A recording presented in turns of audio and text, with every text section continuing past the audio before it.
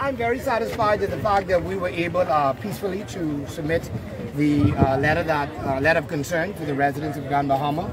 I'm very satisfied to have a former member of parliament and to have the present member of parliament and also some other independent candidates stand with us. I'm also honored to have business owners who've taken time out of their schedule to be with us to voice their concerns, and also residents who is feeling the real brunt of being unemployed and not being able to meet ends meet. And so I'm satisfied with what we've been able to accomplish in Grand Bahama today. I think this sends a very good message. I think it sends a message to the Port Authority, and it also sends the message to the government of the Bahamas. The people of Grand Bahama will not sit idly by much longer and allow us to continue to deteriorate. We're going to keep their feet to the fire and make sure that we get what we deserve, and if we don't get it one way, we'll get it the next way. And so they will either bend or they will break. But the people of Grand Bahama has had enough. What is the way forward? Our way forward is, first of all, we've given the Port Authority 30 days, not just to meet with us, but 30 days to address what's in that letter. We've asked about 10 questions, and we've made one statement. And so we're waiting for them within the 30 days to address it. Yes, we're looking forward to meetings. We're looking forward to hear from them. We're not just interested in talking with the executive, but we're also looking to talk to the stakeholders, the Haywoods, the St. Georges, to make sure that they understand fully too. I think a lot of us in Grand Bahama has a lack of confidence in the president of the Grand Bahama Port Authority. And I think from the day forward, I think we will be calling for his resignation. Yes. We've seen his behavior. We've seen his action. Yes. His response says to us today that he is not a good fit for the city of Freeport and needs to be replaced and needs to be removed, not later but now. And so I think the move forward is to the next move is to call for his resignation, or to have him removed voluntarily or involuntarily, because he's not represented the city of Freeport over the years. One thing I'd like to ask: when you want to get rid of something, you have to say what you're going to create.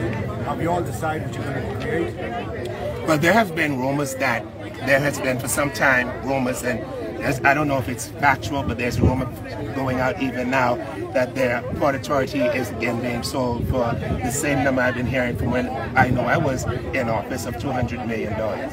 But I think actually there are some things that we like, that we got from the Port Authority with regards to collecting our garbage, and I think I'd like to see that in place, but it doesn't have to be the Port Authority. It could be a private entity.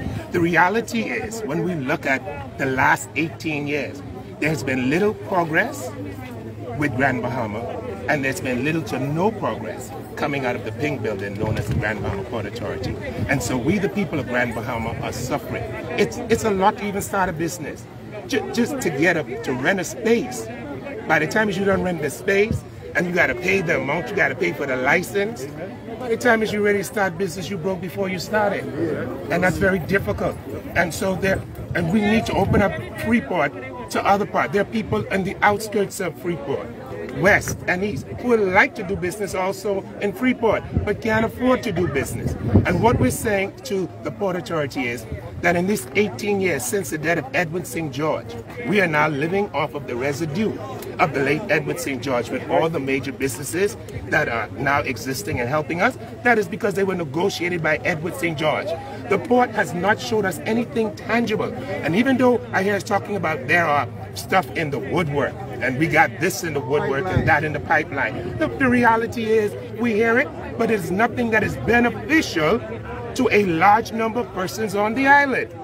And that is the difficulty that we are facing. And so don't talk to us about the Hawksbill Creek Agreement, because if we go there with the Hawksbill Creek Agreement, then we shouldn't be waiting on the government to be billing us a hospital or an airport. So the pipeline clogged up. So what we're simply trying to say now is that, and I think Darren Cooper has spoken to it, there is a lack of vision, and he particularly laid it at the feet of the president. But I'm going to go a little further and put it on all of them and say, because he might be the president, but it seems like all the port is doing when it comes to Grand Bahama is collecting and heaping to themselves while the rest of us are suffering.